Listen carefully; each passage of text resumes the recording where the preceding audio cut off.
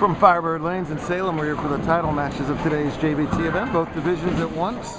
Good storylines in both divisions. This is Mackenzie Clark. She's the top seed in the handicap division in an all-female stepladder, going up against Jessica Corrett for the title. She's got to win this match by 13 pins, and that third grand strike will help things along. In the other match, two-handers Bud Sicard and Matt Corin going at it. Mac, the top seed. Bud has climbed the ladder, fortunately, to get this far for them to play each other. Mac looking for his 5th career win, while Bud looking for number 6. So two bowlers with Bowler of the Year aspirations going at it. Bud will play one more game after this, no matter what.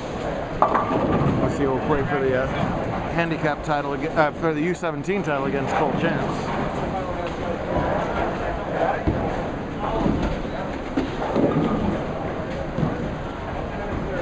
Girls scratch already decided today as Mary Sicard had a 1-pin win over Mackenzie in that match.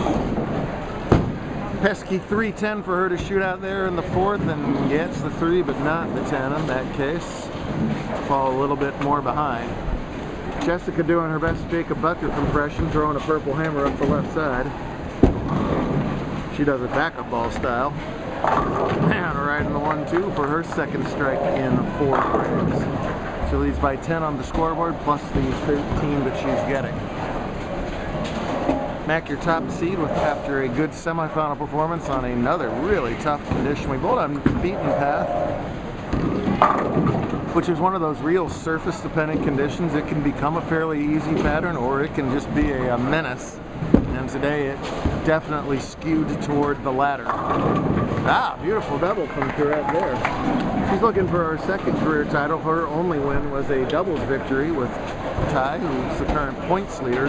But if we added it up correctly, if Jessica wins this match, Ty will no longer be the current points leader, as she will pass him for the top spot here at the start of the unofficial 2nd half of the JBT season. And Kenzie doesn't like that one. Didn't lose any count though, just off on an open, so spare it up. It's as good as an out spare. Big thanks to Eric and the whole team here at Firebird for having us. Always make it easy. Eric is a workhorse, to say the least. We appreciate all he does for our tour and bowling in general. See Bud migrating in front of the ball return, so he's taking shorter steps now. Trying to hang on to enough oil, get that ball to push through the mids. It does, and that's a pretty 4-bagger. Clark was able to pick up that spare, so doesn't lose any counts. It's just a minor earthquake, ignore that. Man, I tell you, I tripped coming up the stairs earlier. Now I'm knocking the camera around. Just a mess. Begs for that, Brooklyn, but doesn't hang on to the head pin either. Easy to miss the head pin in either direction today. Flat to almost reversed, right where you want your break point to be. That makes it super duper hard. One known in scratch though is they are tied 4-bagger to 4-bagger. That's why they're bowling for the title. Clark in trouble now over there with another open. But as good as he is fortunate to be here. Greek churched in the 9th frame of the last game to give Do-Hoon Kwan a chance, but he was able to get the mark he needed in 10th to shut out that. But it was the game before that was really his Houdini moment, as Michael Stratham missed a spare in the 10th that allowed Bud to win that game, where it looked like it might be a tie at best. When you give a bowler of Bud's caliber a 2nd chance, he's going to take advantage of it more often than not. He did, and he's playing for the title, and he's got the lead with 5 strikes to open it up. Oh, as Corrette does come up with that rather touchy 2-4-7 conversion. No bowler was plus after qualifying, 5 games. Bud the leader at -4. Mac caught him during the semis, and now this is to tie up the title match. You bet. Wow. Can't tell you how good front 5 versus front 5 is right now. Jessica in her 7th. Oh, leaves that pesky 7. Jessica bowling better with her purple hammer than poor Jacob did this week with his purple hammer. The left side looked pretty tricky at US Open, although Wesley Lowe was by far, I think, the high lefty, at least going into this morning. still coming off the high of seeing Wes, Jacob, and Tez all on the same show last week. Plenty of other JBT grads have preceded them. Plenty more will, what's the opposite of that, post-seed them? That's alright, whatever the word is. But to have all three there, including Tez's first, was special to say the least. All tied up, front 5 per piece. Let's see if Mac can extend to another one. He likes it. Oh, it creeps high and leaves the 4. Boy, controlling that break one is just so tough. That ball looked great. Mac was ready to walk that out and holler. Pesky 4-pin. These look like fairly, these are either new pins or they washed the old pins. If they are new pins, pretty sure they are, you're going to see a lot more things like 4s and 10s because the bottoms are dead flat on them. It really does make a difference after thousands and thousands of games. The bottoms aren't dead flat, so they'll fall a little easier. Clark with the spare in the 7th. She's got 79 through 6, so trails by 33 plus the 13 handicap margin. It is time for her to get it going right now. Career high finish of 2nd on tour with us. That was at Tacoma. Look out. And just not controlling the pocket, especially on that left-hand lane. That looks like it's giving her fits. She was thrilled to be in the finals with a bunch of her buddies, but Jessica has kind of ruined that party there with her semifinal win. She beat Shelby Unger in that match, and then it was Maddie playing Shelby Maddie Rowe in the opener, and Shelby won that one. Yeah, covers the spare up. She just needs to throw some of those second balls on her first ball. Be a lot better shape in this match. See the tiny little steps that he has to take just to get the momentum going. And boy, Mac throws a solid 4 and Bud counters with a ringing 10 right there in the 4th. Spare it up and they'll be all even if he can. Jessica's just got to keep marking here to put this match out of the reach. Right back here tomorrow, a different format, a different pattern. As there's a JBT every week now until Memorial Day. Get those travel miles in. Got a hook? It does. She has it. So far she's bowled her best game of the finals here in this title match.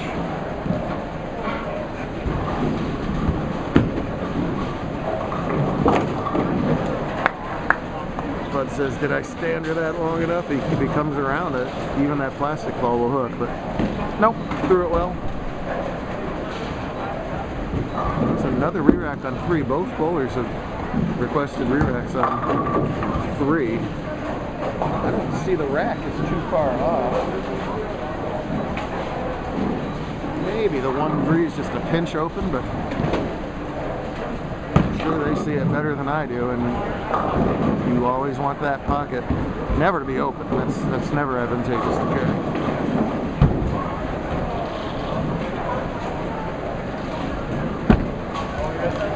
Jessica aiming for the corners, the ball changing, got it. Wow, she's pretty much on cruise control now.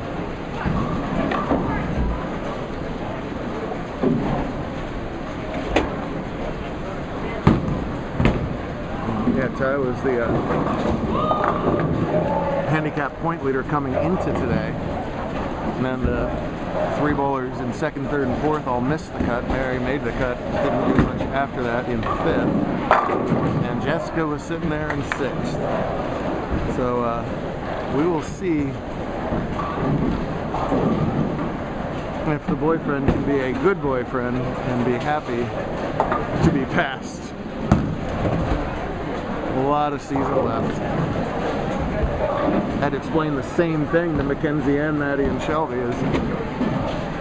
I think if they had it their way, they just would have called it a 3-way tie and gone out for milkshakes rather than play each other in the matches. But it's the nature of sports that even the friends, it's good if the friends play each other because that means they both made the finals. If you never play each other, that means somebody's missing the cut, right?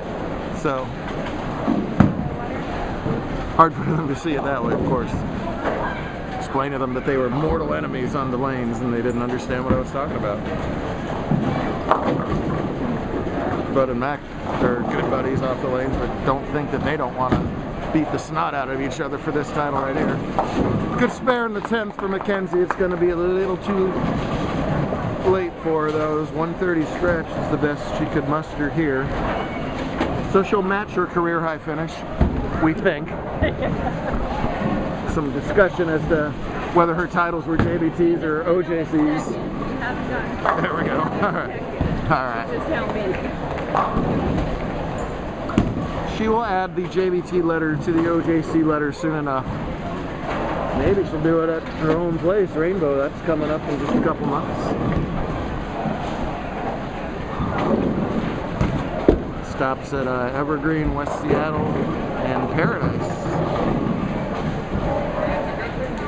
Doing a fill-in host invite weekend as well as Rainbow in April/May. I had a typo on the flyer which nobody called me out on. I had the Rainbow weekend as April 30th and 31st, and nobody sent me emails. Usually you guys are fast on catching my mistakes.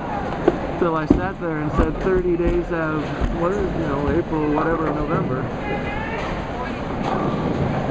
Snuck in April 31st where it did not belong. 173 scratch, correct, cute. Cruises, and well, will he be a good sport about losing his points lead? I don't care. That's not what you told me an hour ago. Uh-oh, I just called her out. Mackenzie, are you all right? It ties your career high. It ties your career high with us. You'll be back tomorrow. Vengeance tomorrow. There you go. Imagine if it's those two again tomorrow. Right now we got a banger of a title match right here. 1-pin lead for Sicard to make it 11. No, that ball wiggles at the break point. That's been happening to every bowler all day long. So that ball just wiggles at the break point, and it's usually been a 2-8-10, not a 2-4-5. So A, he doesn't lose any count. B, it's not a 2-8-10, which I saw about 80 of today. All over the place. Much more makeable spare, but certainly not a gimme spare either. Kind of a tricky part of the lane. This part of the lane hooks a lot. Let's see how he attempts to go about shooting this. Does throw a strike ball at it. All right, good guess. Good enough guess. Surprised he didn't go with the plastic on that, but avoided all the chop opportunities and maintains a 1-pin lead with 2 frames to go. As that's Bud's screen there. Screen there, just that 1 pin behind. Well, let's keep it down here.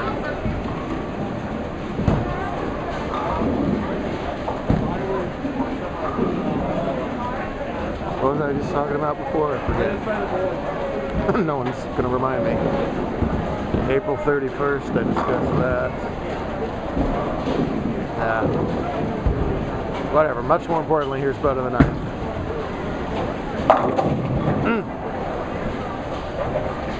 Same kind of 4-pin the Mac had on that lane.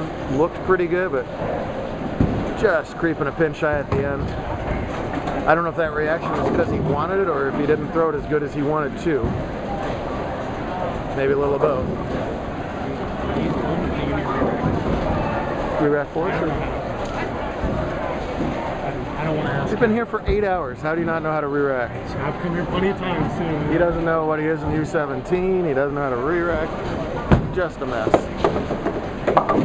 Bud has his 4-pin.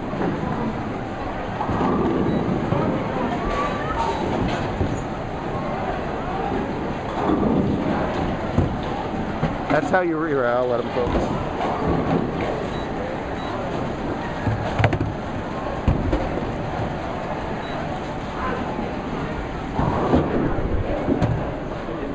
Has to be crowd watchers on. That's Bud's dad way back there.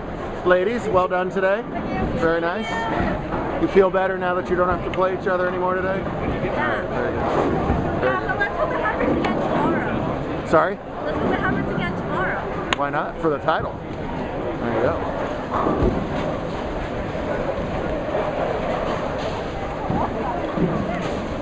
Bud can only get to 248, so Mac can shut out with the strikes here in the 9th and 10th. Likes that? No! Boy, and he wiggles even more than Bud's shot did on that lane in his last frame. Wow, he did that little shimmy that he does after he likes the ball. He was ready to run that out, and then it just stopped reacting at all down lane. But again, doesn't lose any count. This is a very makeable spare for a guy his talent level. If he spares it up, they are tied after 9. If he doesn't spare it up, giant advantage to card. Nope. Got it right early, it didn't react. Now, from a chance to shut him out in the 10th, to he needs to double to even make Bud and Mark. Whee, bowling games can change quickly. Gotta focus here and make Bud do that. There's the first one. Getting a mark is no gimme by any stretch all day long. Again, nobody could average 200 in qualifying.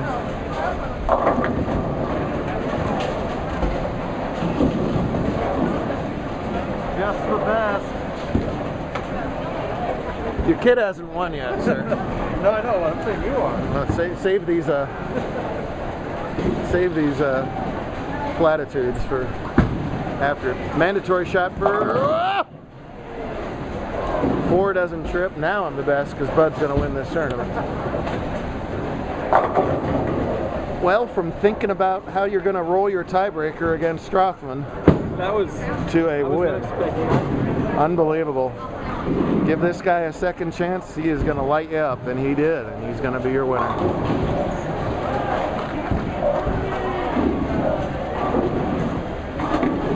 So, win number 6 for Sicard, to go with oodles of U17 wins. Pick up another quick 120 points, plus high game, round leaders, qualifying leader, all different ways to earn your points here to get to that all-star team, bowler of the year, and of course, the TPC buy being sort of the holy grail of that. Beautiful game so far. He would love to finish this out in style, and he won't. It's all right. Listen, anything, anywhere, any score that started with a 2 today was a very good game. These were tough. And Mac with a perfectly reputable 220. But Bud needs -1 pins here to win it all. I think he's going to get -1. I think he's good for that. He has to not cuss at me, kick the ball return. All of that has been accomplished. And whoa! Can you imagine if he did need the spare in the 10th and he made it that way? That would have been an all-timer. Let's just pretend he did. So chops the 3. The 3 bumps into the 10. The 10 excuses itself into the 6. For somehow a clean 230. It all went his way in this ladder for scratch champ Bud Sicard. Gregorio Jr. Yes. Good job, man. This bump from Dad. Good stuff. He gets to bowl again. Yay-ha. 1 and 2 right away.